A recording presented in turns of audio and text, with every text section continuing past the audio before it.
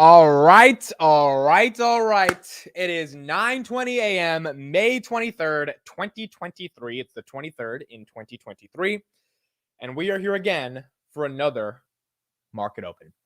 Welcome, everybody, to the Market Open.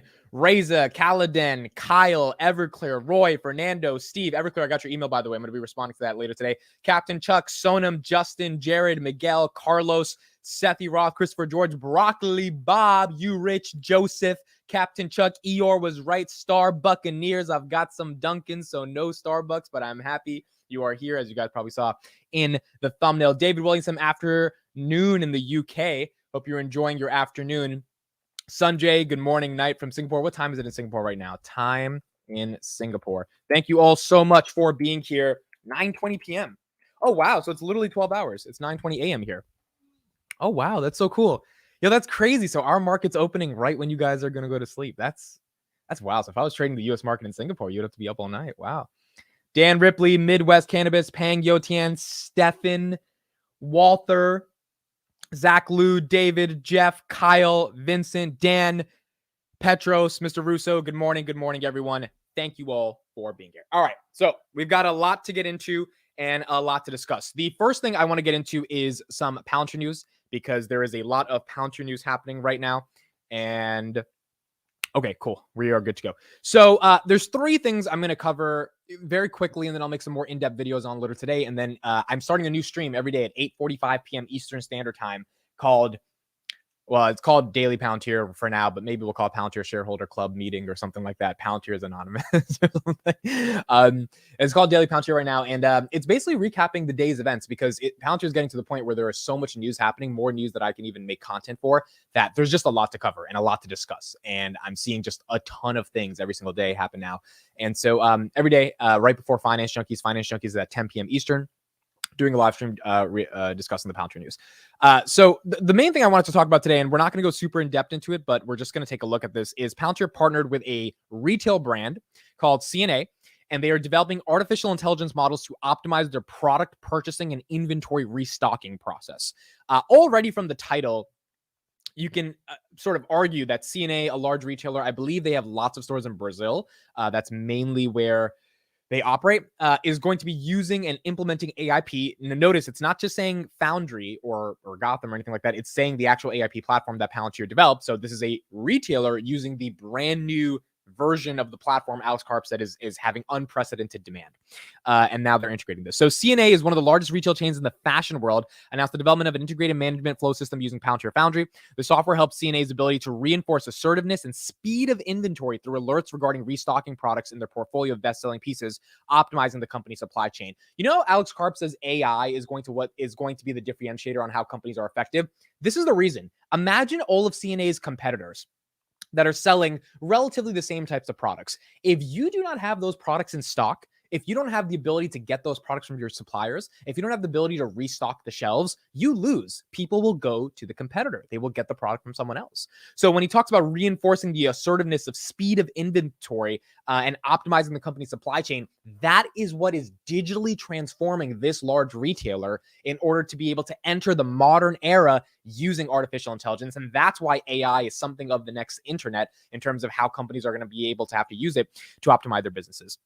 We are the first Brazilian fashion retail brand to rely on this AI technology. The flow developed allowed us to optimize and speed up the entire purchase process. That means more money, because Palantir's software is helping them sell more things. From the initial planning to sending the products to the stores, among the significant gains, I'd highlight the increase of sales of products that were in stock and the reduction of unnecessary overstock, said Bruno Ferreira, Planning of Business Intelligence Director of CNA Brazil. That right there is what you need to know. So you can highlight the increase of sales of products and the decrease of unnecessary overstock to be a more efficient business at the end of the day. If your competitors are doing this and you're not doing this, then it's going to be very difficult for you to be able to compete when it comes to the market. Last paragraph I'll read. Over the course of 3 months, Palantir implemented the entire flow of ingestion, processing, and generating purchase recommendations for all best-selling products, including new models. The Foundry software reconciled numerous variables that influence long-term inventory planning, sales seasonality, product performance variations, financial criteria, and other factors. Through this process, CNA identified several opportunities to improve inventory management of its best sellers. Yeah, look, I'm gonna do a video a little bit going on more in depth, but this is the first time I'm reading this press release. By the way, I caught a little bit of it in the morning, but I'm actually like getting to go deep on it live with you guys. And so, as my live reaction to it, this is exactly what I want to see in terms of the artificial intelligence platform on top of Foundry being implemented into a business to literally create the AI infrastructure. This is not just implementing AI. This is creating an infrastructure that allows a company to actually understand their business in a artificially intelligent way that then lets them become legitimately intelligent, not just artificially, in order to make real decisions that drive real business value for the organization. So very, very awesome to see this partnership. CNA, I don't know if anyone is in Brazil or Latin America. I'm just going to do a quick Google of them real quick and see what they actually sell. Oh, wow. So they're an online retailer. Let's take a look at this. Let me share my screen. And then we'll move on to some more news. Ramu, good morning. Kane, good morning. Thank you all so much for being here. I appreciate it. And it means the absolute world to me that you were here this morning with me. So this is CNA. This is what they sell. So let's just go to men. Let's see if they have any clothes that I would wear. My style fashion is very bad, but okay. So they're kind of like an H&M. So let's check out their web traffic. Let's see. So it's funny. H&M is H&M. This is CNA. Maybe that's a little play on that. So let's share their web. Let's see how much traffic this website gets. Wow, 15 million. Headquarters in Germany. Okay, so yeah, it's a pretty big online retailer at that point. And let me just make sure that's the correct one. If this is the one, then this is a pretty. Oh, here's another one. Oh, hold on. This is the one. Sorry. This is the one. That was the Germany one. So maybe that one also is going to get a deal with Palantir. This is the one in Brazil. There we go. So still selling clothes at the end of the day. Still selling clothes. And let's take their content or their website and let's put it into SimilarWeb and let's see how much traffic they get. So this is a relatively big company that Palantir is working with. Yeah, 5 million. So Rio, Brazil, annual revenue about $1 billion. It's a big company. They sell a lot of clothes. The internet is very big, and as a result of their ability to scale and sell clothes across the world, and primarily in Latin America and Brazil, they're using Palantir. It also shows a nice diversification of Palantir in Latin America. We haven't gotten a lot of press releases of Palantir being in Latin America, so it's really nice for them to being able for them to work there as well. They are big in Germany. CNA is popular in the UK. Oh, wow. So CNA in Belgium. Wow. I didn't know about CNA. So you guys are saying that this is an international company. I know all I know is H&M because that's in the United States. So I did not know that. Wow. We have CNA in Belgium. You know, that's why it's nice to have, people from other parts of the world because I was oblivious to that. I didn't know there was another retailer that big. But you got to remember the world is so big and obviously Palantir. That's why, again, the market opportunity for Palantir is so interesting because there are millions of businesses that they don't have to be doing $100 million in revenue. They could be doing $10 million in revenue and still get value out of Foundry. And you can imagine that at scale over the next decade because it actually works. That's where the exciting opportunity is when it comes to Palantir. Chris says, do you think Palantir will eventually create a way for a single company to see industry average data collaborating within industry data? Yes, it's just, it determines, sometimes you need aggregate data from other competitors in the industry that they might have access to because it might be proprietary or they might not have access to. So if they have access to that data, I think Foundry automatically would be able to be like, hey, CNA, this is what H&M, which is basically a competitor, is doing in Europe and in the United States and maybe in Latin America. Here's how you're competing against them. Here's the different areas where you could be better. Here's where the markets you should be attacking, etc. And that could definitely create, better simulated analyses for a lot of different people and competitors. All right, awesome. So let's open up Webull. We have about 30 seconds until the market opens. Now, yesterday was a monster rally. I mean, we had some stocks. SoFi went up. Palantir broke 12 for a bit. Microsoft went well. Google went to the moon. In general, we had a very green market. It'll be interesting today to see if that green holds up. The indices were flat, and that was the interesting thing, but individual stocks were up. 9:30 a.m., May 23rd, 2023. Thank you, 300 people for being here. It means the absolute world to me, spending your time with me. Now the market is open.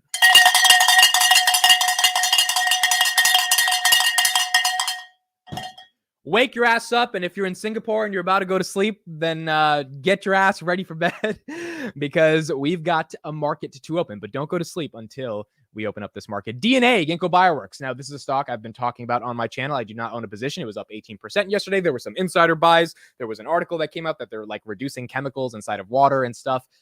We'll see where it goes, but I don't necessarily trust it yet. I want to see management do some more stuff, but we'll see where it goes. 18% for those who are holding the stock. Very, very nice for shareholders. Palantir breaking 12. Look at this. Nice strong open, 2%, $12.09. Now I think the barrier is at like, wow, look at that. Look at it run. 12, 12, 12, 13. So some people are buying this morning.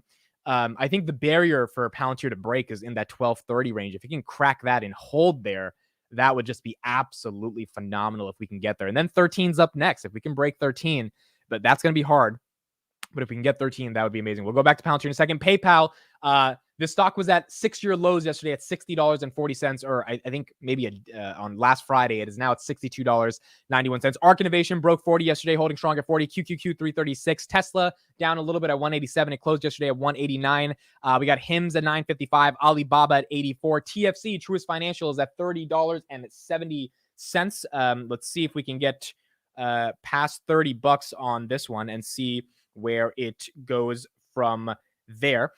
We've got the S&P. See, the indices are pretty flat. S&P at 417, and we got the NASDAQ at 12,672. NASDAQ at a 2023 year high, all-time high for this year. So NASDAQ is doing well. S&P is kind of flat, but individual stocks have been doing well as well. Meta hit a 52-week high yesterday, even after getting a $1.3 billion fine. Meta's doing good. SoFi up at 531. It rallied about 4% yesterday. Google at 124. Microsoft continuing to rally at 321. Let's check on NVIDIA. NVIDIA's earnings tomorrow. We're going to check on them. 311. They're up. Zoom had earnings yesterday, about $1.1 billion in revenue. Wow. Why is Zoom down? I didn't see everything in the earnings, but I don't think it deserves to be 7% down. Okay, we're going to get into Zoom earnings and discuss that. Cathie Wood has a bear case of $650 and a base case of $1,500, which is a 21x return on Zoom. So I've said this in previous videos, if you guys remember. I said if Cathie Wood gets Zoom right to 1,500 by 2026, we are all the dumbest investors of all time, because there is no other stock in the next 3 years that is going to get you a 21x return on your money. Like 21x is like private company type of returns, like venture capital type of returns, right? Like, so we are all the biggest idiots in the world if we do not invest in Zoom if it 21x's. And so it'll be very interesting to see if that happens, but I don't know why it's down 7% today. That is very interesting to see that going up. I love the sound of that bell. It is the sound of hope and dream of a better life. Ramnath, that is exactly how I feel about the bell. So I appreciate you feeling good about the bell. That's awesome. I love it. That's great. Okay, so we're gonna have Adam coming onto the show as well at around 9:45. So he'll be here. So until he's there, we are going to keep discussing. But let's get into Zoom earnings. What is going on with Zoom? And thank you, ladies and gentlemen, for 400. I think this is the fourth day in a row, or the third day in a row in the live stream. We got 400 people. So thank you so much in the morning for being here with me, 400 people. Now let's get into Zoom earnings. So let's get to it here. Okay, let's open up the quarterly results. We've got their web earnings presentation. All right, they have a nice little deck. Let's take a look at this nice little deck. And again, I think this stock's interesting because it's the third largest position in Cathie Wood's folder, right? So if it's the third largest position, you would imagine $700 million. Maybe there's a market opportunity here. Let's just get some quick numbers. I don't want to see all of this. I don't care about this. I don't care about this. Okay, here we go. So total revenue in millions, 1 billion. So they grew. Oh, wow. I think this might be the issue. They're growing 5%. Yeah, I mean, that's not good. Enterprise revenue is up 13% at least. Okay, so they did $1 billion in revenue, $112 in net dollar enterprise. They have 215,000 enterprise customers. That's good. See, again, this is why the Palantir bull case. Palantir has 300 customers. Zoom has 215,000, all B2B. So, I mean, I know like small businesses that do like $100,000 in revenue a year can use Zoom, right? And that is a quote unquote enterprise. But still, I mean, like there's a lot of enterprises. Growth in America, that stuff doesn't even matter. Well, they're losing growth in the Middle East and in Asia. They're growing a little bit in North Carolina and America. GAAP results, revenue 1 billion. Okay, so there it is. Year-over-year growth is 3%. You can't be growing 3% year. Yeah, that's why it's down. I mean, we don't even need to look anything further. The cash flow is great. The free cash flow margin is great, 35%. It's awesome. but you cannot be growing 5% year over year. What's their Q2 guidance? Q2 guidance is literally 1.1 billion, and they put up 1.1 billion this year, this quarter. Like, so 1.15. So maybe there's a little bit more. That's it. That's why it's down. That's why it's down. You cannot grow 5% year over year as a growth stock and then expect to get the market to value you. That's just not going to happen. That's not happening. Stock right now down 7.23%. All right, that's down. Look at that. Look at that. Palantir. We're up 4%. Wow. Why are we up 4? The market's not green. The market is not green for Palantir to be up 4%. Holy guacamole. Look at that. Look at that. Wow. Wow. That is amazing. Unbelievable. $12.35. Well, we got to... Well, what is the catalyst for this? Now, again, for those that just came, there was a press release that came out today, and that press release has been it's been a good press release, but I don't know if it's enough to send the stock up 12%. That is wow. And sorry, not 12%, 3 or 4%, but let's see if it keeps going. 13 today. I don't know if we get 13, man. I should keep remaining fucking skeptical about this stock, because I've been so skeptical about the stock since earnings. Like, I vocally, transparently, no matter what people say, I've been like, I don't trust it. I don't trust. If you follow my newsletter, and if you're not subscribed to that, dailypalantir.com/subscribe, every day in my newsletter, the top story that I put is well, the price action's awesome, but I still don't trust it. And it's just forcing me to, like, it's like one of those things where you've been burned so much as a shareholder, you want to be the most, it's like a perfectionist. It's like, you're never gonna, just like be okay with it. And it seems like it's starting to be okay. Look at that. Look at that. Zoom will grow for 3% for the rest of the decade. It's maxed out. Yeah. Look, the pandemic's over. Kathy bought this stock when it was $300. She thinks it's going to be $1,500. It's absolute nonsense. Her argument is there's a $4 trillion knowledge worker market that's opening up, and that people are like, when I read that research report, I did a video on it a while ago, and I was just like, this doesn't make sense. Like, you can't just be putting out these larger than life abstract assumptions and be like, Zoom's going to be able to benefit from all this. Like a child trying to be like, well, this will happen, and so the market will have to do that. It's like, no, like, that just, it didn't make sense. And so, yeah, Zoom, I don't understand. But then again, she sold Palantir and bought Zoom and Roku instead. So it's whatever. It looks like she's paying for some of those mistakes because she's back in the company. And look at that, up $12.42. This, you know what might be okay. So a 5% buy on a red day. What is the logical thing that's happening? Let me check the volume right now. I would argue, you know what? Kathy saw Zoom earnings and she was like, I'm buying Palantir. Hold on, that's what I'm about to tweet. That's what I'm about to tweet right now. Kathy, $12.50. Wow. Look at that sucker. Look at that bad boy. Unbelievable. That's going to be the tweet right now. Kathy saw Zoom earnings and decided she should have just kept and decided to buy some more Palantir. That's the tweet. I'm doing it right now. Kathy saw Zoom earnings and decided to just buy more Palantir this morning. Oh, that means I've got to show Zoom as well. Let me do this real quick. Let me just tweet this real quick. And oh, wow.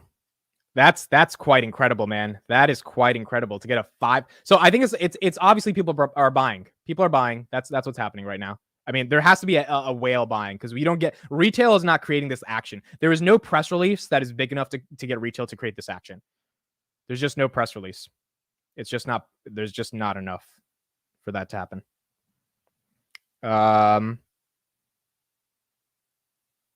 Okay, give me one sec.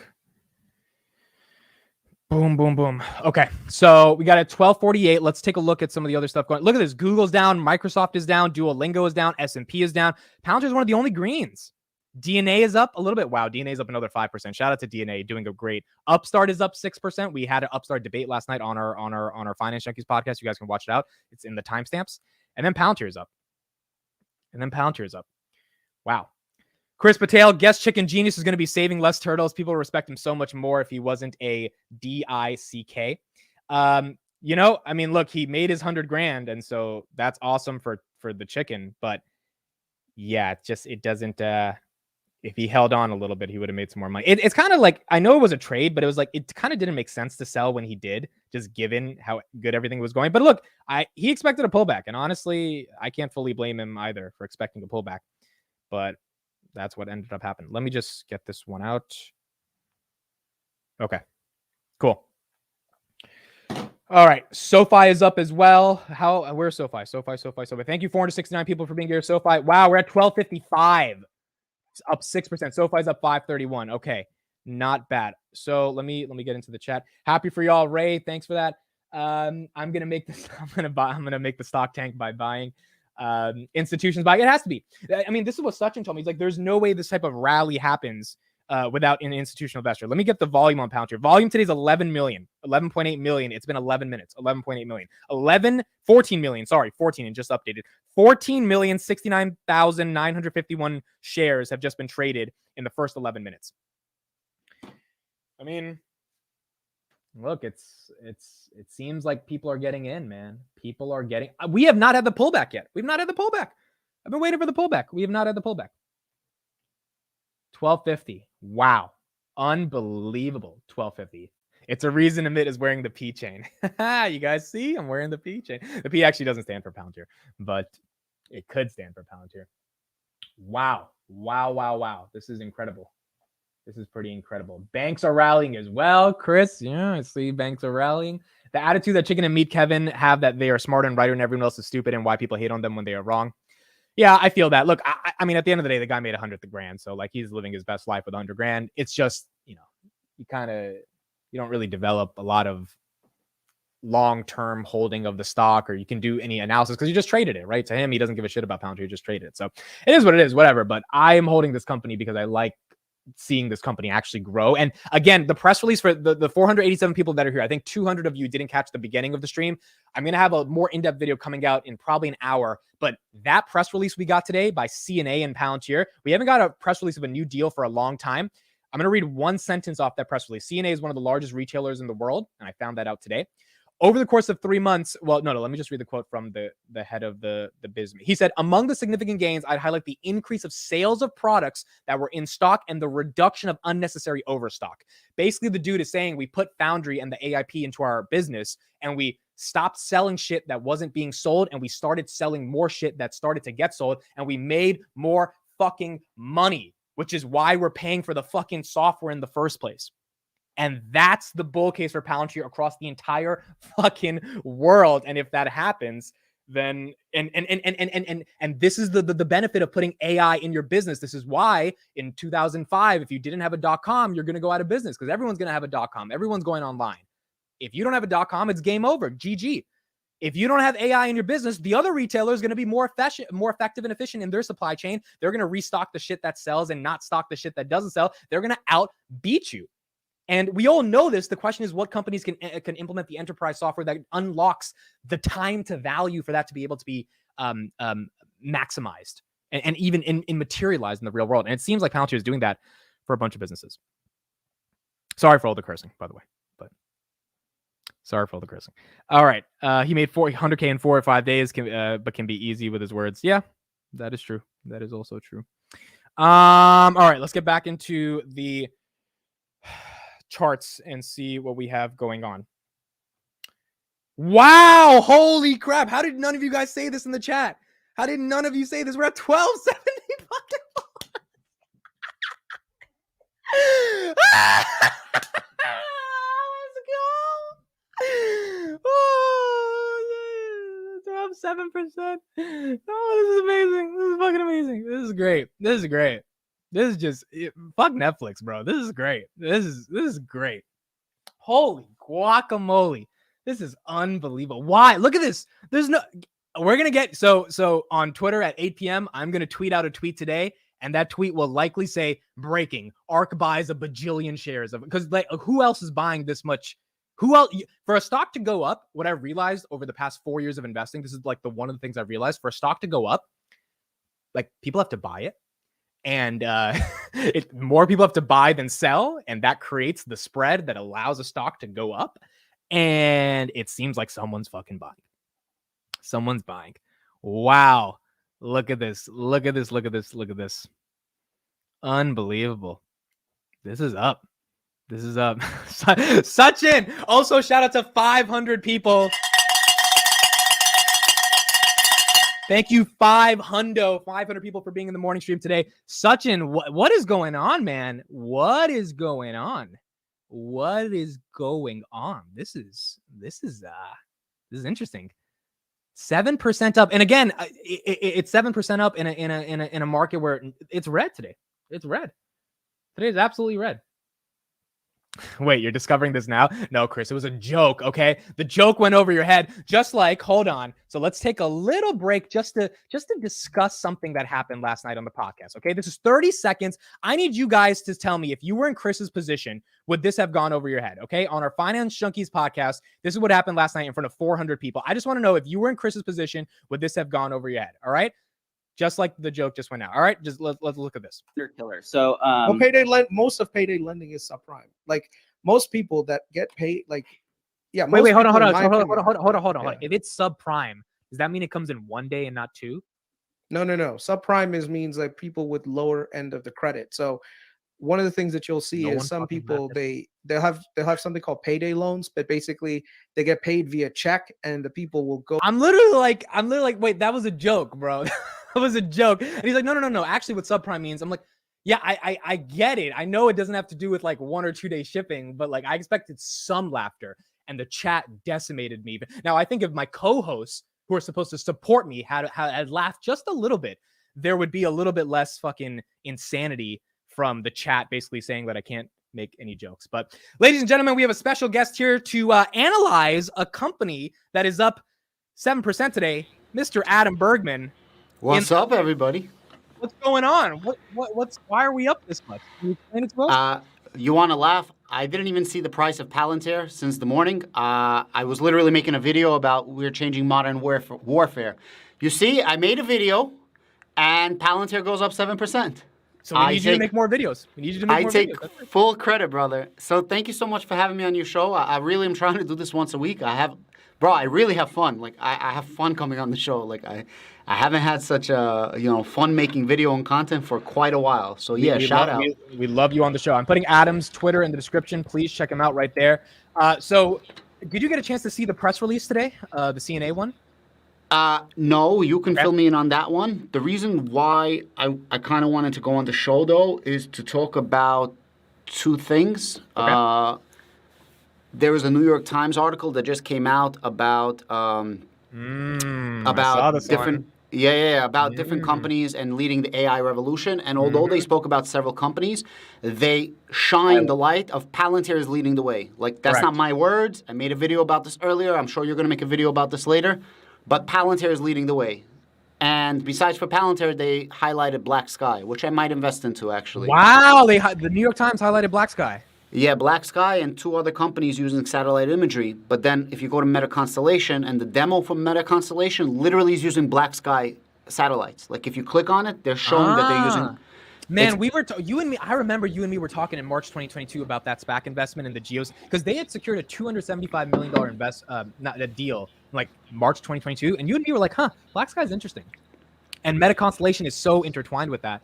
So that's amazing. So this is the article for those that Adam's talking about. I have not read it yet. I'll read it later. But Palantir tweeted this. The quote is, "Perhaps the most revolutionary use of American technology in Ukraine has been the application of software that uses AI made by Palantir to help with targeting efforts."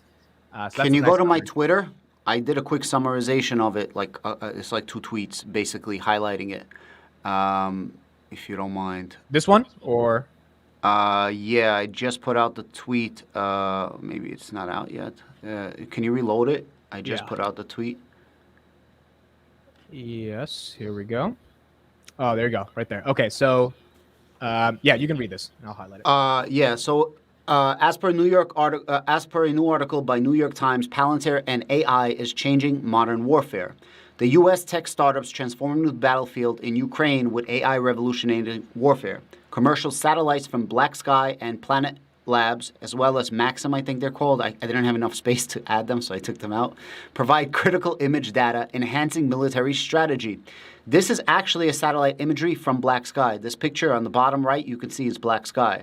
Wow. Palantir's AI software is key for tactical decisions. CEO Alex Karp emphasizes its significance. Palantir's Meta constellation deploys AI to orbit, integrating hundreds of satellites and AI models, optimizing sensor usage, and leveraging AI for real-world insights. If you guys are unaware, they're using Palantir Edge for Meta constellation. If you guys are unaware what that is. AI at the edge. Yep. Yeah. And then this is from Meta Constellation, and then this is just an abbreviation. AI's potential in warfare compared to nuclear weapons. It's the dawn of a new era. So AI is the new nuclear weapon. AI is what's going to make us be able to fight military wars without destroying the entire world. And there's no fucking company on the planet that's doing better AI applications in warfare than Palantir. It's just not a question. And like, 100%. Is that business profitable? Is that financially? Is there financial benefits from that? I still think is yet to be seen, but one would imagine there is. And if that's the case, then we should, have. So I'm gonna go into a little bit detail that a lot of people are missing on this. So let's rewind, guys. Let's just rewind, okay?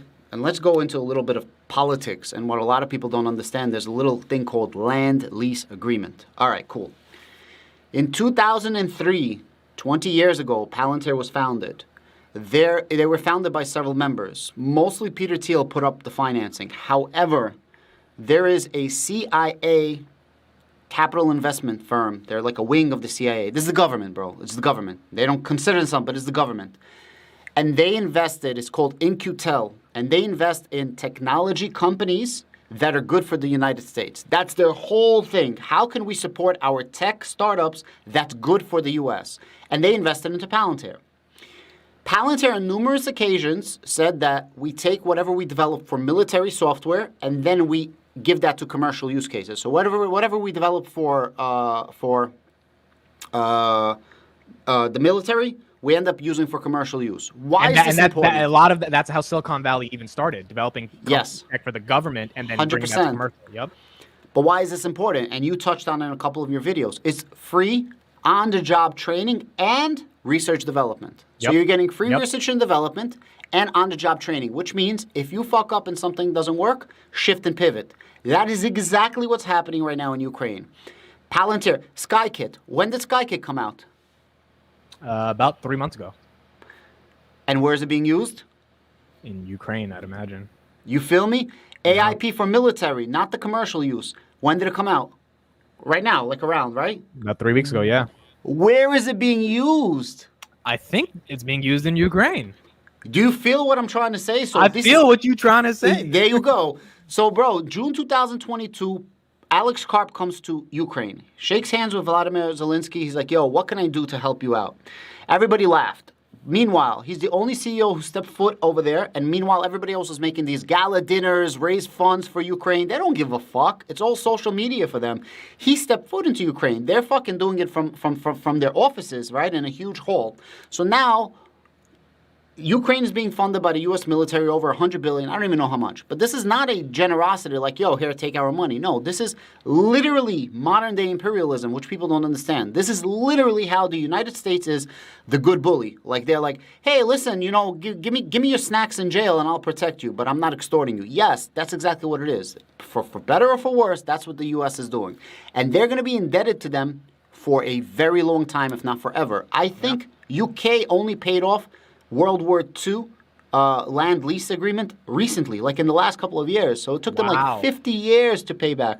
Don't quote me on the exact numbers, but it takes forever because that's how the United States gets you. And they'll open up military bases and you'll have to use American companies for stuff. So a lot of the money that's going to Ukraine is coming back to Palantir. I'm sure there's a lot of scheming. I'm sure there's a lot of under the table. Anybody that speaks Russian will know what I'm talking about. But a lot of it is coming back to U.S. companies.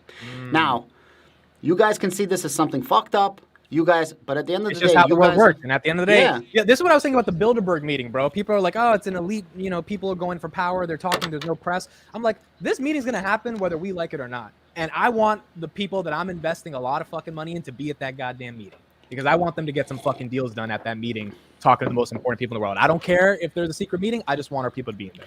Bro, it's really remarkable. So, and people are not understanding. We got some more breaking news right now.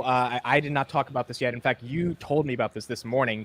Palantir is cutting jobs in London about 75 jobs. The Colorado-based data analytics company is consulting on proposals to slash as many as 75 jobs. That would represent a cut of just over 8% of its UK workforce. Now, UK is one of the largest places for Palantir, and they're cutting off 8% of people. They cut off 2% of people back in February of their global workforce. So 2 questions for you. Number 1, why do you think they're scaling back some jobs? Number 2, does this mess up any of the NHS deal, given they're getting rid of people in the UK? You would kind of politically not want to cut jobs in the place you're about to get a really big contract from. How do you kind of conceptualize that? All right, cool. So before the price went up, I had a thesis, and now the price going up from Palantir kind of reinforces. I don't want to say I'm right. I'm just giving you guys my thesis. So some people are thinking that we lost the NHS deal because we're scaling back. Now, we're scaling back 8%, which is approximately 75 people. Correct. 2 things. Number 1, they said we don't want to, because of the gap profitability, to be as lean as possible. We're not going to spend money where we can't make money. So that's 1, they're going out. But that doesn't mean we lost the NHS contract. It could also mean we got the NHS contract, and they no longer need their sales force, or they no longer need that wing of their employees to keep pushing for the NHS contract. It could mean we actually got the contract, and they're like, okay, we no longer need these people. Let's move on. So you're saying the contract could have been gotten, and there's certain roles in the UK that are unnecessary because basically it's like, all right, we got the deal, we can do whatever we want now, and like we can do the they let's say they were trying to cut these people like in February, but the contract wasn't confirmed, and so they kept them until they got the contract affirmation. It's a theory you have, right? But it makes sense. That just a theory. Yeah. Now, there was another piece of news which I sent you an article from the NHS where the NHS says that there might be.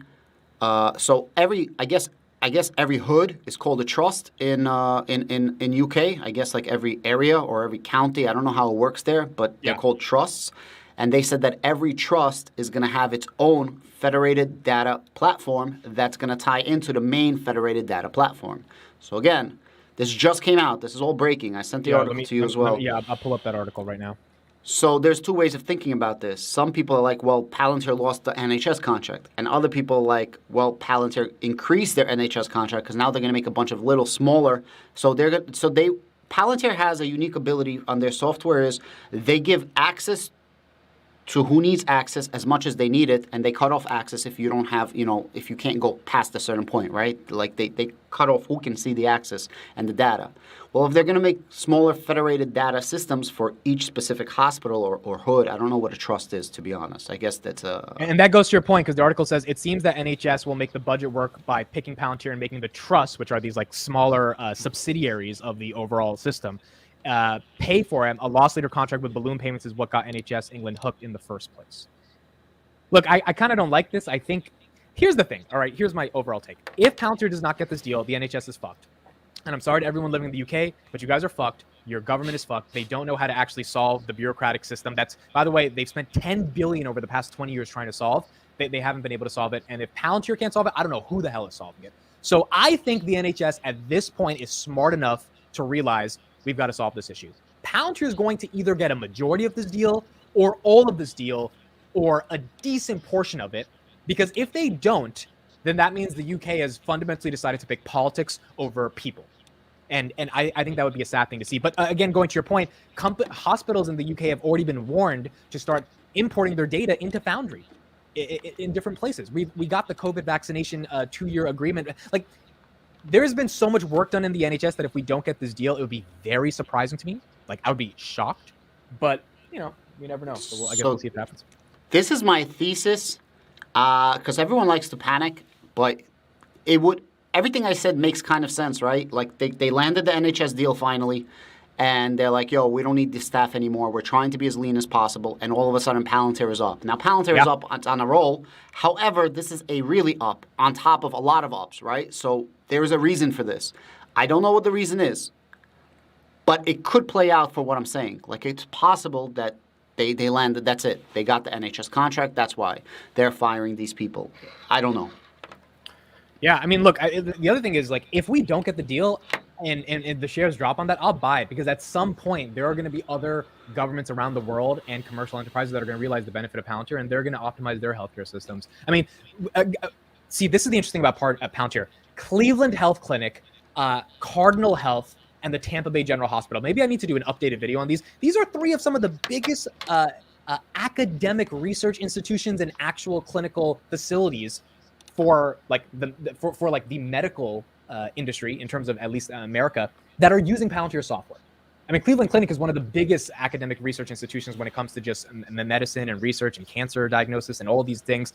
They're implementing Palantir from a data perspective. And then Cardinal Health is actually implementing Palantir from the supply chain. So like the doctors, those needles that they have to fucking, take your blood from, like you need a supply chain to be able to make sure you have enough of those needles when someone comes into the hospital. And Cardinal Health operates a ton of hospitals within their network. So healthcare is, I think, a massive opportunity for Palantir. Massive. I think the NHS recognizes that. And drug discovery, pharmaceutical discovery, this is all part of the healthcare play, which is, we had Sean on a couple months ago. Sean, he has some experience in healthcare. He was saying this is a $4 trillion opportunity for Palantir. They're not going to get all $4 trillion, but this is a massive market. And, I guess 600. Oh, we got a 600. We got 600. I got water in my bottle. I can't do it. I never had 600 in the morning stream, so thank you for being here. I kept watching. I was like so excited for you. So I wanted to mention another thing. So I put out a video yesterday. There was an interview on CNBC with Yardani Research and some hedge fund, the blonde-haired woman. In any case, by the way, while you're talking, I'm just going to scroll through Twitter so we see what the Palantards are. Thank you. And she says that healthcare, AI in healthcare, is a $200 billion total addressable market in the U.S. $200 billion, yeah, 100%. Huge, bro. Huge. Absolutely. I mean, look, healthcare is like, the United States has a privatized healthcare system, and that's why there's a lot of more economic opportunities because the state doesn't control it. But you talk about drug discovery, you talk about actual clinical research, and then you talk about just the amount it costs to be able to do surgeries, things of that nature, to make all of that efficient. This is why I invested. I'm sure you invested 2 years ago because you were like, we didn't know everything about Palantir, but we were like, wait a second. If their software makes businesses more effective, what if that software could be in every fucking business in the world? And healthcare is just one. I mean, the energy industry is a multi-trillion-dollar industry. Forget healthcare. There are so many places where Palantir could be used if they can just execute. This is why I think maybe it's not a Salesforce. Maybe it is a Tesla, in terms of an S-curve, not delivering returns, but Salesforce didn't have an S-curve. Salesforce just went up slowly. Maybe there is an S-curve if AI gets adopted at the level that we think it is. But it is. It's like hair. That's what I'm saying. Like, look, there was a craze for crypto, but crypto was a certain market. There was a craze for EV, but EV was a certain market. There was a craze for dot-com bubble, but it was a certain market. AI, it's not just the craze, it's the whole world. It's not just the market, right? Like, and people are using AI in various different forms. Now, when I say AI, I don't mean just Palantir, but people are using AI every single day. Guys, anytime you have an email that's corrected, your spelling, your grammar, that's AI. Where do you think it's coming from? Yeah. Anytime you're 100%. Anytime you're looking for a search, all those cookies, the data they're taking, the cookies when you go on a website, why do you think you can talk about anything and all of a sudden you go on Facebook and that thing pops up and you're like, yo, I don't remember even mentioning this, because your phone is listening to you all the time. It's data. This is AI finding stuff. So some AI is good, some AI is bad. But it's everywhere. This video popping up in the feed of someone who has never seen it before and just discovering it, that's artificial intelligence. That is a recommendation algorithm. It's what I'm trying to build on my startup, by the way, audia.io. Link is in the description. Check it out. We are trying to build an artificially intelligent recommendation algorithm for audio so we can get audio creators discovered. But the reason we have 600 people here is because YouTube and their phenomenal algorithms decided, hey, this video might be relevant to someone who might not even care about Palantir, but maybe they're kind of interested because they clicked on some of these other videos and it puts it in their face. Now, the problem is that level of artificial intelligence, and I'll say the same thing for my startup, what we are trying to do with AI and ultimately recommendation engines to get creators discovered, it is beautiful. It means something. It gives people an audience, gives people purpose, but it's not as important as using AI to solve cancer. It's not as important as using AI to make hospitals more effective so that people don't fucking die, right? And the Google's using AI to serve you more ads. Palantir is using AI to stop the country from being invaded by Mother Russia. Bro, that's the difference. And so listen, I'm following what's happening right now in Ukraine. They lost Bakhmut. They're fighting back for Bakhmut right now. Where do you think this is all coming from? Like, where's all the targeting coming from? How do you think they're leaving, coming back, why they're here, why they're there? I just can't see NATO not pulling up and being like, yo, sell us your products ASAP. Now, when this AIP is going to come out for military, bro, it's a wrap. Like, look, I'm not trying to be one of those hype people. I always say, you know, watch your back. Even last year I was talking to Chris. I specifically said I'm going to give Palantir 2023 after these terrible earnings we had in 22. And if nothing pops off, that's when I'm going to rethink my investment. You know, it's funny. You weren't the only one who said that. Most YouTubers that came out, including myself, I was like, yeah, let's give them some quarters. I was like, let's give them, because 2022 August Q3 earnings were bad. That's when Karp said, yeah, we'll be profitable in 2025. As soon as he said that, like 18 years. jaws dropped. We were like, are you fucking kidding? You guys went public 5 years ago at that point, 2020 to 2025, and now you're going to be profitable. It's like, it made no sense. Obviously, we should have realized there's no way in hell they're going to wait 5 years. But they're here. They are here right now. I want to play a clip real quick from this. I'm doing a video on this later, but we're talking about AI. Let's go back to the OG. I did an interview with him for a while ago. I'm going to put this link in the description for those who have not seen this. I think this would be one of the things you should watch if you're investing in Palantir. I asked Coach Strap about AI. We're just going to look at like 30 seconds to a minute of what he said. It's hard. And go from there. It's really hard. That's really interesting when you mention Steve Jobs, because it's like, okay, this device, this thing that has created multi-trillion dollars of opportunities and ultimately became a platform for the world to be able to create on top of it. That took a lot of engineering, and engineering is one thing, but like the philosophy of Jobs, this whole visionary idea that this one little box can be in your phone and transform the entirety of your existence, that took a lot of philosophical behavior to be able to come up with an idea that could do that. So when you're talking about AI and then AI that works with humans, it seems like you're saying Palantir is one of those companies that has done extensive levels of research influenced by their philosophical beliefs to not replace the human, but augment the human to actually be able to create a system of an ecosystem of AI that makes sense. Now, real quick, I think this was the actual clip I was trying to play right here. Why can Palantir win? Let's hear what Coach Rep says. He says something about AI that's really interesting. So let's get into Palantir. Why do you on your phone? So let's get into Palantir. Why do you think Palantir can change the world? And what makes you excited about this company? Well, what's perfect about Palantir, like, so there's a future that's emerging. And in that future, AI is everywhere. And we start to see a little bit today. Like, it's in your mic. Okay, that's actually all I wanted to play. So he said there's a future that is emerging, and in that future, AI is everywhere. So I wanted to highlight Coach Rep saying that instead of just me and you, Adam, like kind of excited today in the morning, because this is a guy who is working for PwC, PricewaterhouseCoopers, one of the biggest consulting firms in the world, implementing Palantir Foundry within businesses. And a year ago, he said there is a future that is emerging, and in that future, AI is everywhere. Now, again, this was before AI was as hyped as it was. It was February 2022. I mean, AI was there, but there was no such thing like ChatGPT that was, getting 100 million users in 2 months. If AI is everywhere, the businesses that implement AI everywhere are going to win, and that might be Palantir. I see it the same way. I mean, and it's getting better and faster and stronger. ChatGPT just implemented internet now, beta version. Yeah. Like, so let me ask you this, Adam. Stocks at 1270. Are you selling any of it? Nah, man, I'm not selling. I'm definitely not buying either, though. But again, I'm not saying it's not a good time to buy or sell. It's whatever you guys want to do.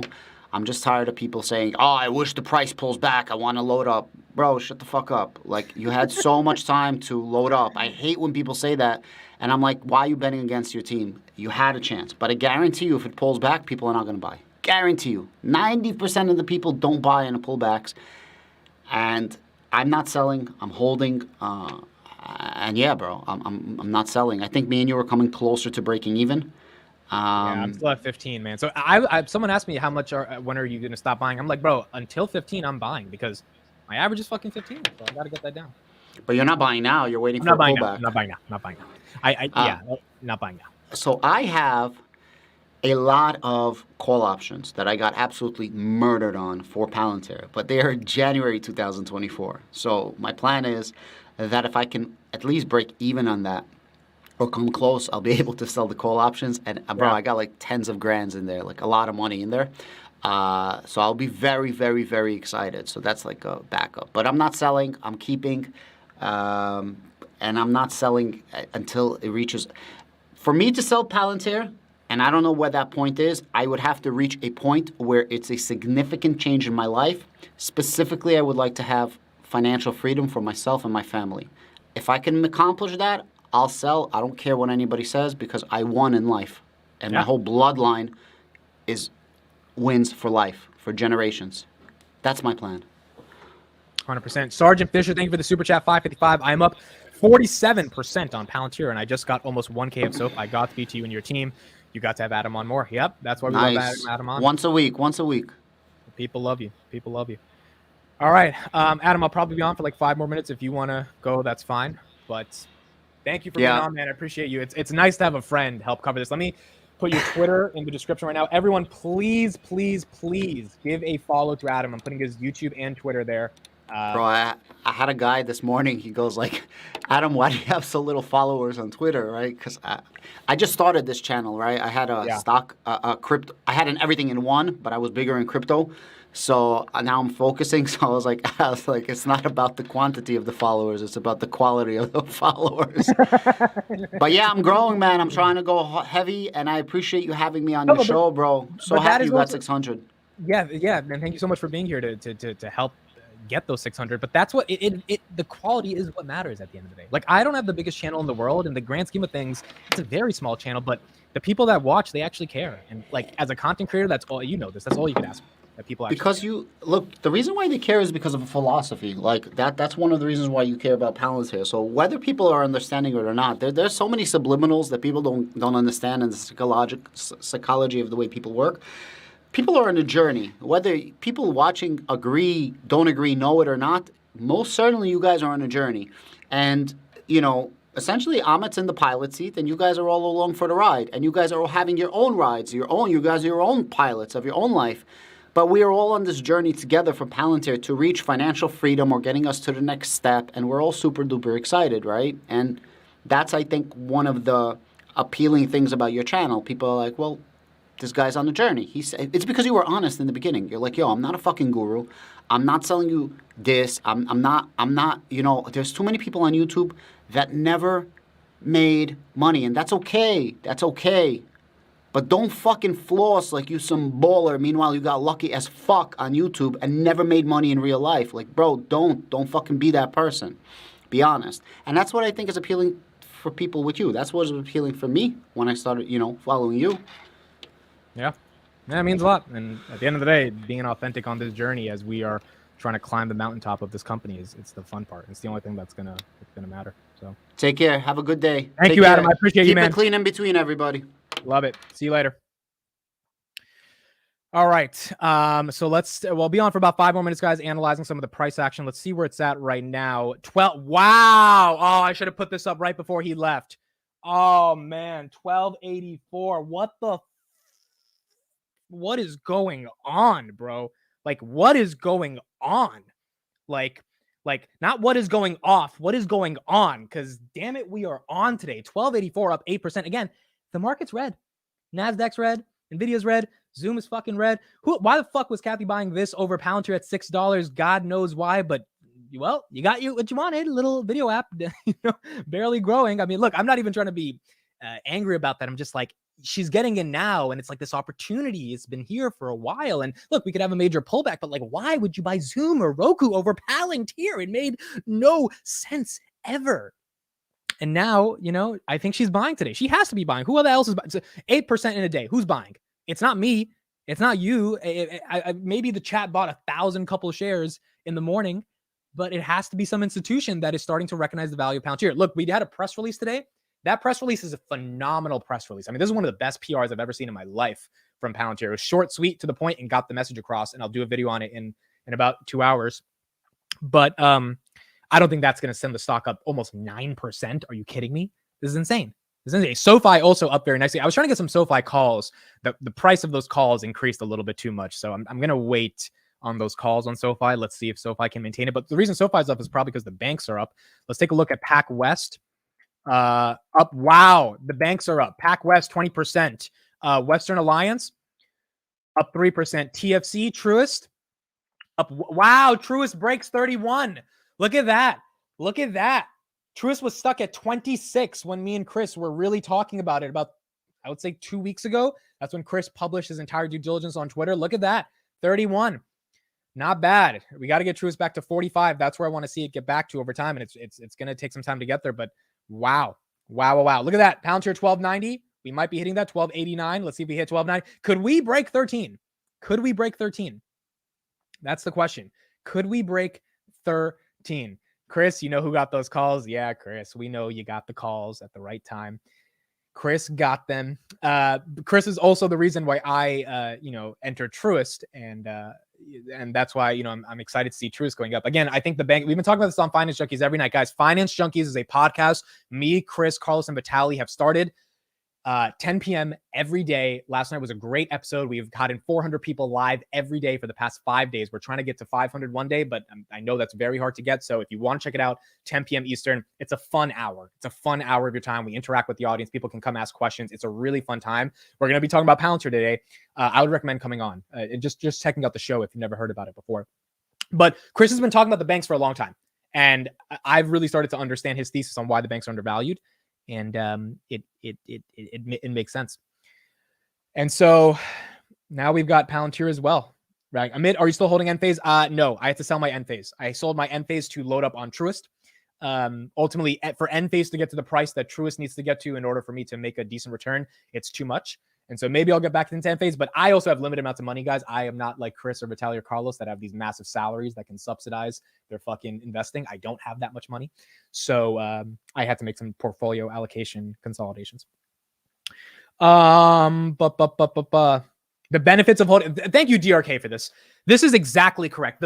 So DRK is an investor in Tesla. He's been investing in Tesla since I don't even know when he started, but he's been in there for a while, and he knows what it feels like to go through holding a company through rough times. This is what it feels like. And, Tesla folks had their run up many, many times of what it felt like. By the way, shout out to Tesla, 190 today. Absolutely phenomenal. It was stuck at 162. So it's up. If you bought the 160 dip, you're at 190. DRK knows what it feels like to see this stock go fucking bonkers, right? This is the 5-year. You held to 290, boom, went back down to 195. Got to 401.4, got back down to 284.45, went to 383, went down to 211, went back to 302, went back down to 100, came back up to 212. It's just, and look how long it's flat.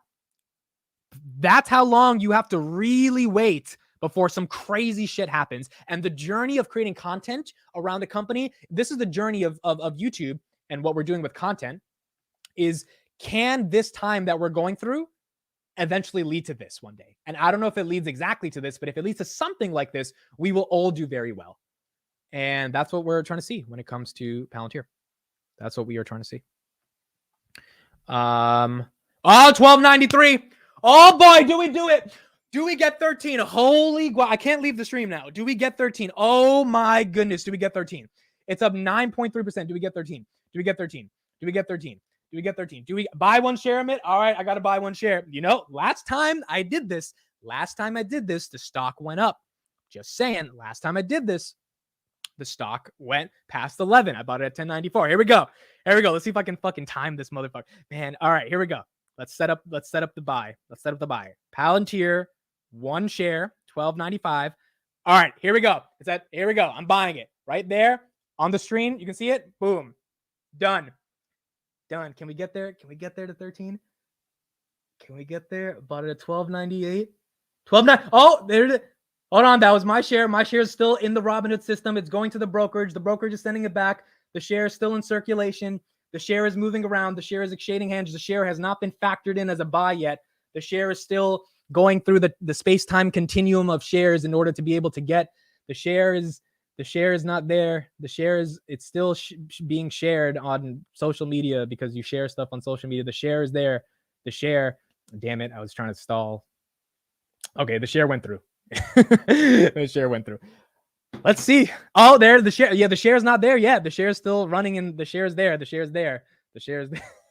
Yeah, I'm trying to get it right at 12.99. That'll be so epic. That'll be so cool. Buy one more. All right, now we got to see if it gets to 13. We got to see. Come on. Give us 13. There you are. This motherfucker. Come on. You're right there. You want to go there. You want to switch. Look at that. It's fighting for its life to get there. It's fucking fighting. There's so much like buy sell happening right now. People are taking profits, which is why it's like stop. It just needs to have a burst through. It literally just needs to burst. It needs to bust. You know what I mean? It needs to just bust. If it can bust, look at that. Look how much resistance there is for that 1 fucking cent. That means there must be massive amounts of people just like selling it right there. It should easily just get there. Look at that. It's like watching fucking grass grow. Oh my goodness. Look at, I'm not leaving until we get there. Maybe we don't get there, but let's see. We're so close. We should be able to get there. We should be able to get there. Like, no, there we had. Oh, there we go. It's like, let's just see if it maintains 13.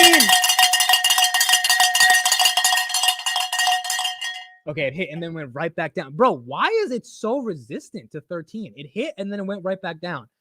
13's fucking crazy, bro. From 7 to 13. Did you guys realize from 7 to 14 is 100%? So 7 to 13 is what? Like 80 something percent?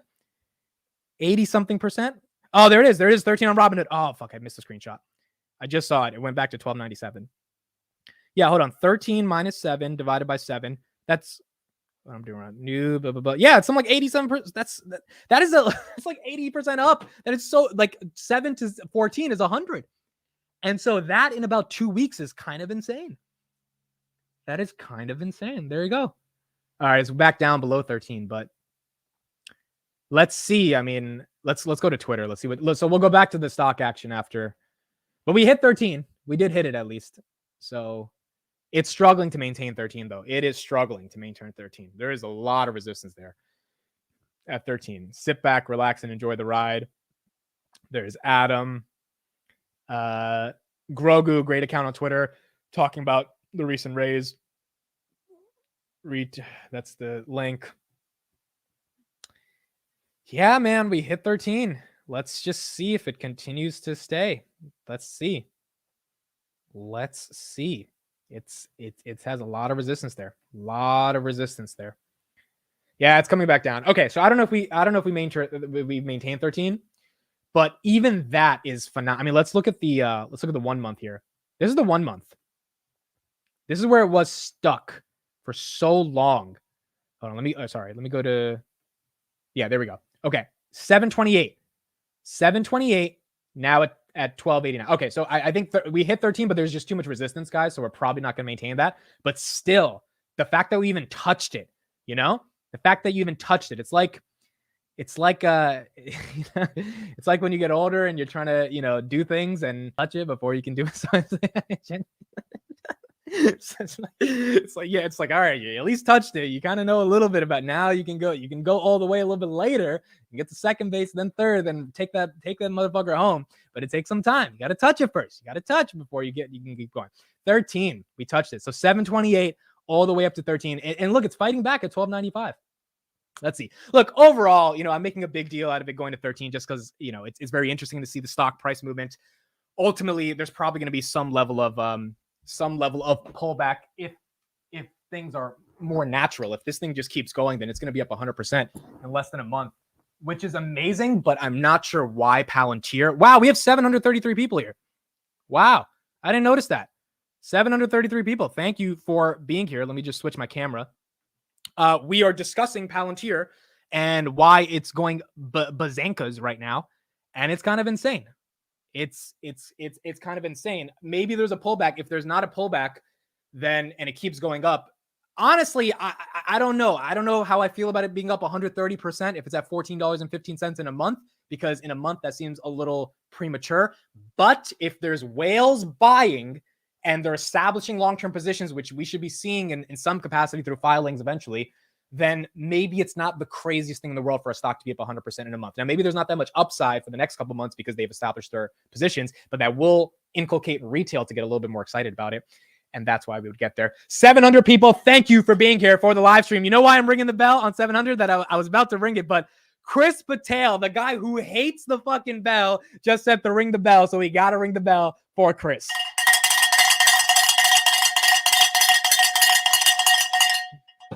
Woo, wow, 700, 711 right now. We went from 7, not to 11, to 13. That's phenomenal. That's amazing. We got to 13. If you are not subscribed to the channel, please, please, please subscribe to the channel. This channel primarily does two things: Palantir content, morning streams covering covering what's going on in the market, and a podcast. Those are the three things you're signing up for.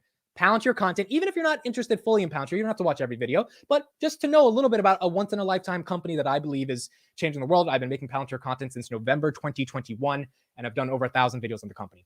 I also have a website called dailypalantir.com. There's a newsletter, dailypalantir.com/subscribe. Free newsletter every single day. You get 5 news articles to talk about Palantir. And then we do the Finance Junkies podcast every day that I also think a lot of you guys will enjoy at 10 p.m. Eastern Standard Time, where we talk about stocks. So that's it. Mitch, how much do you see it running up to? I don't know, bro. I don't know. I didn't see it going to 13.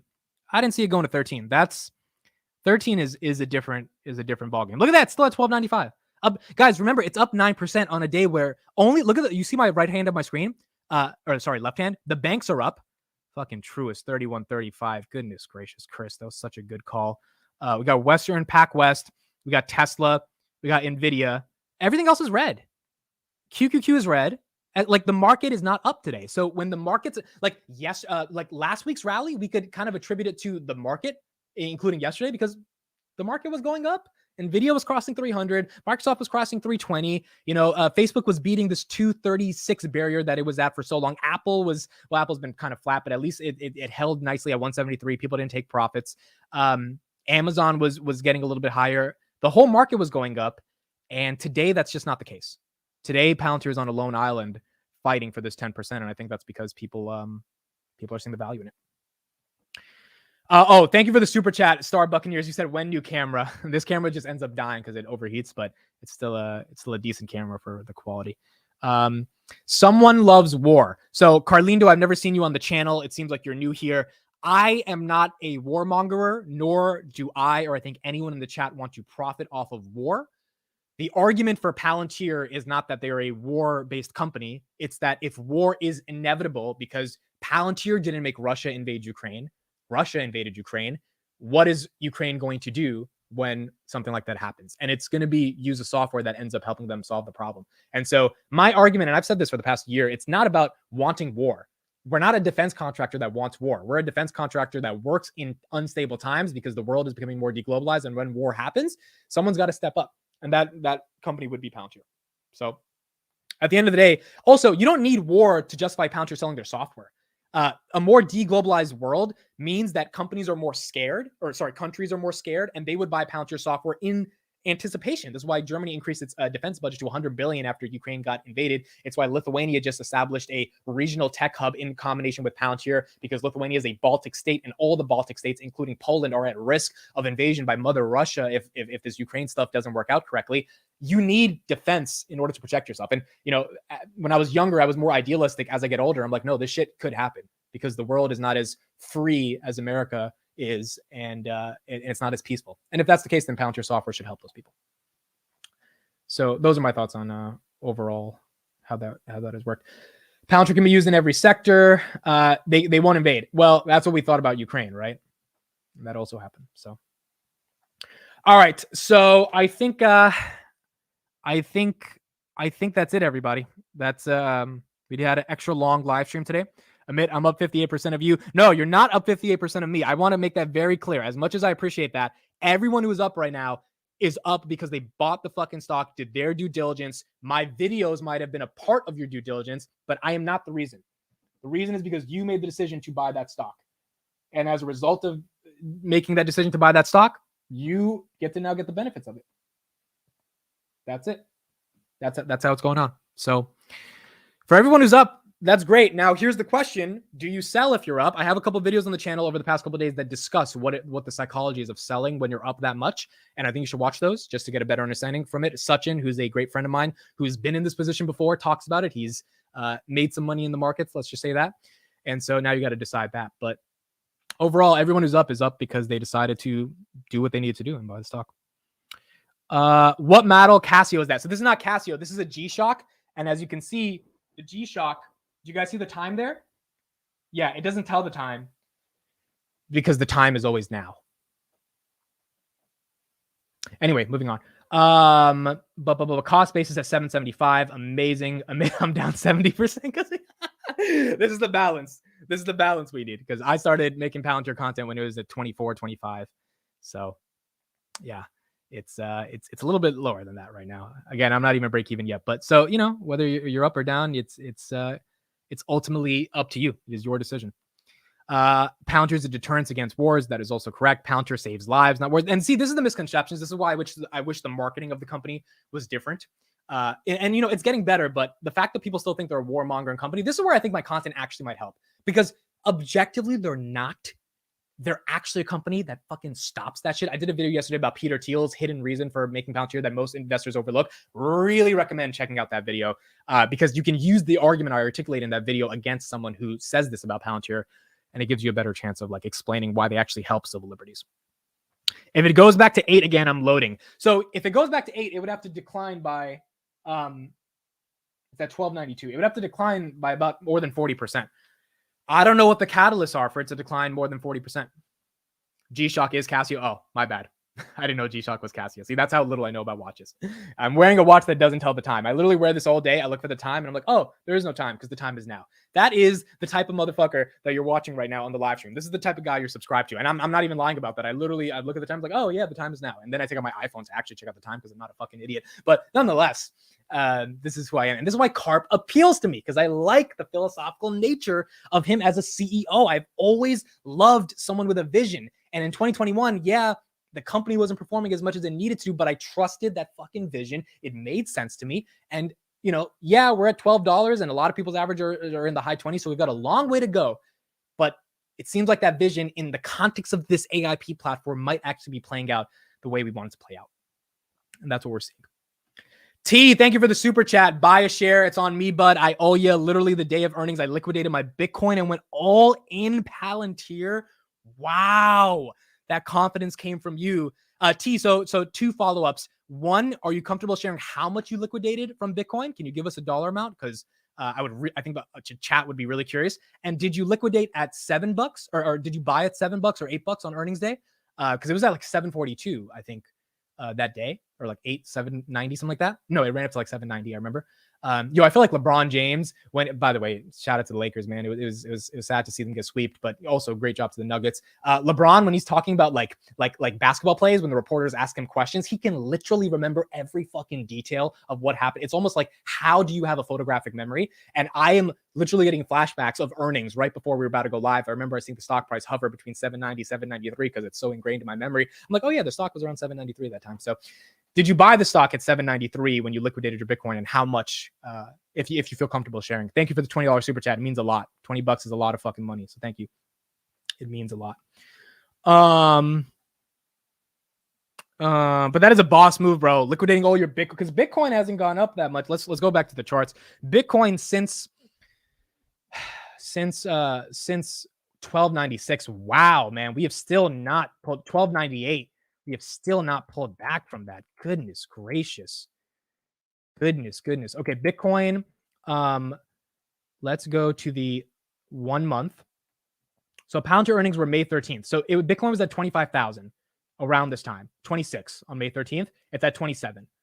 So not as big of an increase as Palantir, obviously, from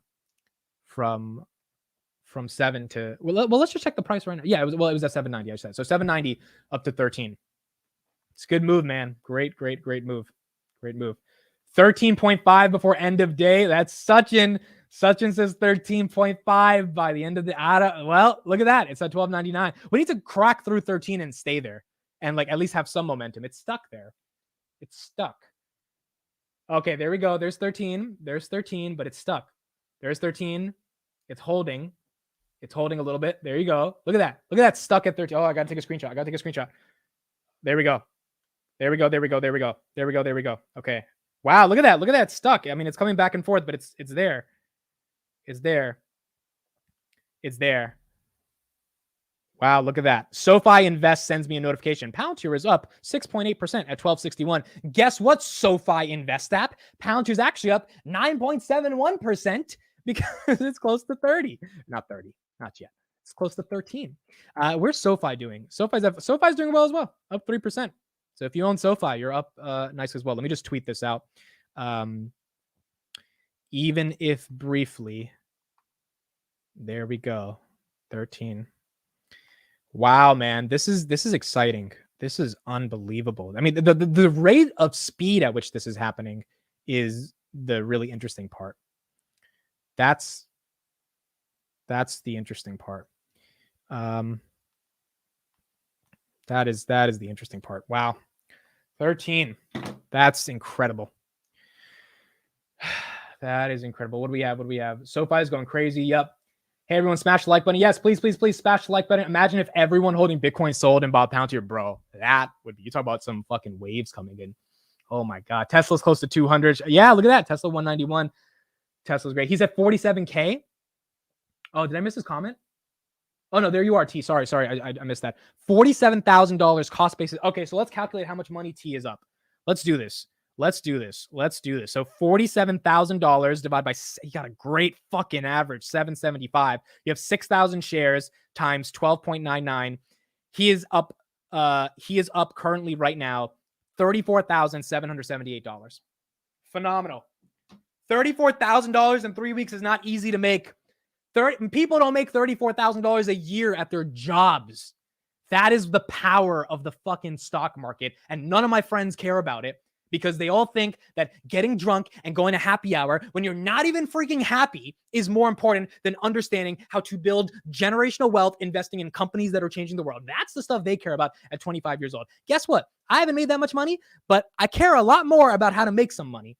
And that's why I'm trying to understand what it takes to become an investor. And Palantir is one of those companies that it's fun to invest in. Stocks are gambling. I disagree. Certain variations of trading strategies with stocks can be gambling, but the amount of due diligence we did on Palantir, this isn't gambling, bro. We deserve this. If it goes to what we think we deserve this. Because to make an investment, you have to do research, right?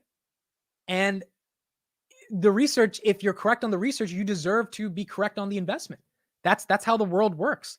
It's really hard to just, and I've made investments with no fucking research. Like Neo in 2020, like an idiot, because I'm like, oh, Neo, it's $2. Sounds good. Like that was the ultimate that is trying to really change his ways. Granted, I was 21 years old, but like now it's about, I'm not buying it until it took me 6 months before I bought SoFi. It took me a long time, and honestly, it worked out because the price kept going down. But I liked SoFi for a while. I did not buy until I was convinced, for me, that Galileo was the bull case. Now I'm more convinced that the banking sector is the bull case because of the guys that I've been talking to on the weekly podcast. But it takes a while. Amit, your 5 minutes is really long. That's exactly what she said last night as well. So shout out to you, Jem. I appreciate that. I'm kidding. I'm sorry. I had to. Well, we had to. I mean, like, look, it's still at 1290. So I wanted to see kind of where it was going. Get drunk and buy Palantir. Bro, I have not been drunk in God knows how long. I don't remember the last time I was drunk. I think it was August 2021. I really don't remember the last time I was drunk, or maybe March 2022. I went out with a friend. But I don't go out at all. I mean, I don't go out. So it's not got to go by. Ramu, go get some sleep. Thank you for being here, man. I appreciate you. Thank you for being here.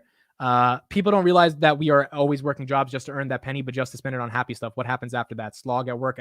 That's such a great point, right? And so all my 25-year-old friends working at fucking JP Morgan that are going to happy hour, that are so happy at happy hour, they're making these 6 figures from JP Morgan.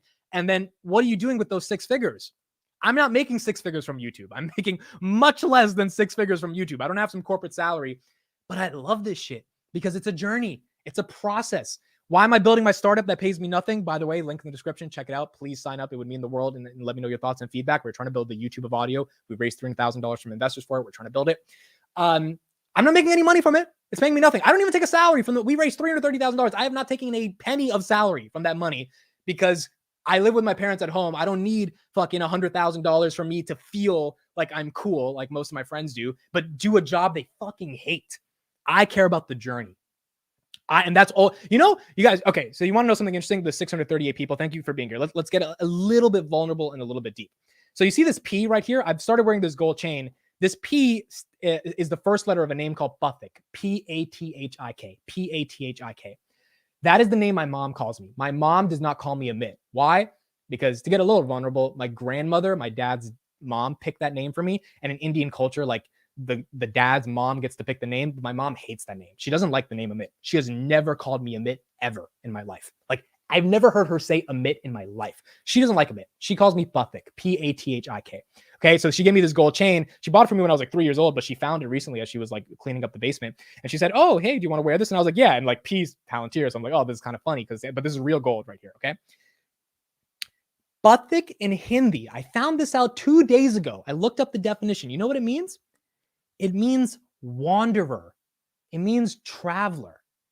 And I got so emotional at that moment because my mom just got leg surgery on her right knee. And, she's been struggling a lot.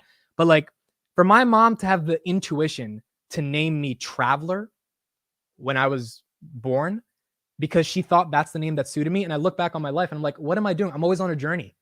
I'm always traveling. I could never decide to do that corporate stuff that my friends were doing because that's not a journey. That's just stuck. I don't care how much money you make. You're stuck. You don't care about that. I have friends who are crying to me on FaceTime that are product managers making $120,000 at big banks saying, Amit, I literally want you off myself. I'm being hyperbolic about this. This is what they're telling me because they find zero fucking purpose in what they're doing all day, but they're collecting $8,000 a month. And by the way, they're renting out a car and apartment that they have to maintain that $8,000 a month to be able to pay off in order to be able to live that life. And I'm like, look, I didn't want that. I wanted to go on a journey. I wanted to travel. I wanted to wander. And, the fun thing about going on a journey and not knowing what's going to happen, which is kind of like investing, is if you can calculate a little bit about where you think you're going, but not fully see the horizon, have some courage to lose sight of the shore, but keep staying on that journey, you might end up going on a really fun journey. And that's what YouTube and Twitter has felt like. So thank you so much. As Chris says, thank you for helping us grow on YouTube and Twitter. It means the world to us, man. The podcast, all this stuff. It's just been a fun journey. And that's what I've wanted my whole life. It's what I've wanted my whole freaking life. I've wanted the journey. And I cannot say how grateful I am to this community for helping me go on this journey and helping me, Chris Vitale, now start our own journey as well. It's not Patrick. It's Pathik. Pathik. Pathik. If you look up Pathik, meaning in Hindi, it means wanderer or traveler. And I saw that the other day. I got emotional, bro. I was just like, my mom, I'm very close to her. She's been going through a hard time with her leg surgery. She's getting another one in a couple months. And so, I've been helping her around a lot in the house, and she just finally got back to being able to use the bathroom on her own. But like the fact that she named me that, I'm like, man, like she's never called me Amit a day in her life. I don't even know what Amit means in Hindi because my grandmother picked the name. My mom and my grandmother didn't have the best relationship. Let's just say it was a pretty bad relationship. And so, but my grandmother got away with picking the name. So, my mom, she just never called me that. She called me Pathik. Now, granted, to get a little less emotional, okay, I'm really happy my grandmother got to pick the name and she picked Amit. Because Pathik, when you say it really fast, sounds like butt dick. Okay? Pathik, butt dick. So it kind of sounds like butt dick, okay? And so I'm very grateful that my grandmother picked Amit. Because Amit is just a little bit cooler than being mistaken for butt dick. Okay? But when my mom calls me Pathik, I love it because that's who I am. That's who I actually am. I'm Pathik. I'm not Amit. But I am very grateful for being called Amit.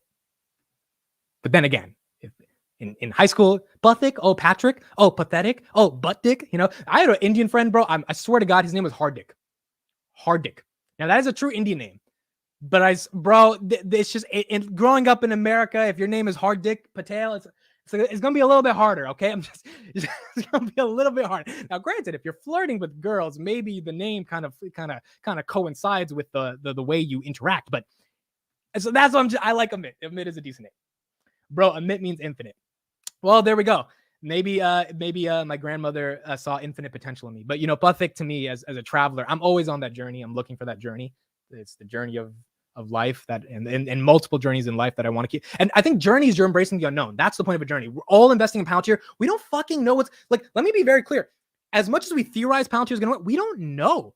We have no clue what's going to happen. Maybe the stock is stuck at $20 for the next 5 years. We have no clue. We have somewhat of a clue, but we ultimately don't know. And that's the journey. That is the journey of doing it. That's the journey. Sometimes you got to endure the storm to see the rainbow. Yeah, I agree. Amit is not a Patel. Yeah, Amit is a Israeli and Islamic name from what I've done research on. So It's in a bunch of different. It's in a bunch of biblical texts actually. I think the Torah is one of the main texts that it's in. So there's a lot of etymology behind the name. I don't know why my grandmother picked it, but I like them. I like it a lot. I love them as a public name, but I love when my mom calls me Pathik, because that's who I am to her. And I think at the essence of my soul, I am Pathik. So that means I'm a wanderer and I'm a traveler. Okay. I think that's it for us, everybody. Thank you, 580 people, for still being here. It means the world. We got Palantir 1294. Let's see where it goes from there. Thank you all for being here. Finance Junkies, 10 p.m. tonight. Let me make 2 quick plugs. I'm going to do Twitter in the description.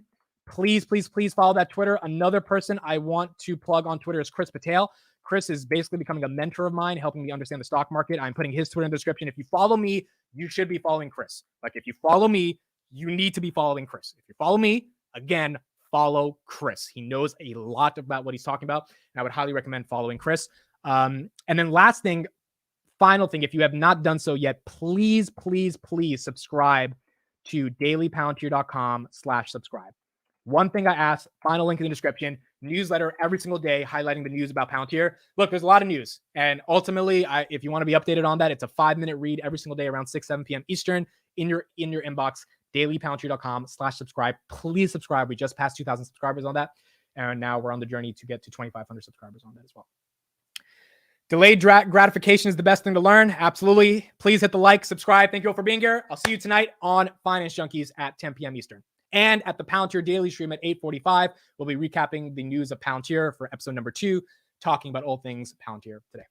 All right, everybody. Thank you. Good night.